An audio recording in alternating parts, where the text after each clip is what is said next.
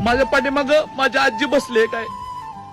पण असं होणार ना मित्रांनो की मी 30 वर्षानंतर जेव्हा माझ्या आजीला भेटायचं ठरवलं ना तेव्हा माझी आजी ह्या दुनियात नसेल. कारण आजीचं वय ऑलरेडी 75 झालंय आता. पण आम्ही तुम्हाला कधीच विसरणार नाही आता. खरंच मित्रांनो, ह्या आजीनं माझ्या वडिलाला दुनियात आणलं आणि माझ्या वडिलानं मला दुनियात आणलं. मी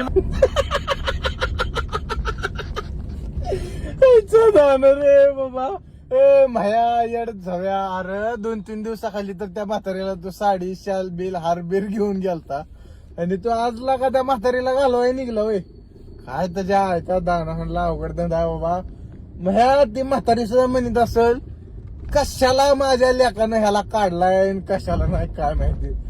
कसं आहे माहितीये का, तू का नाही भाई, खरंच तू का नाही लय 12 बोड्याचा आहे भाई. तू काय बी म्हण हायचा दार.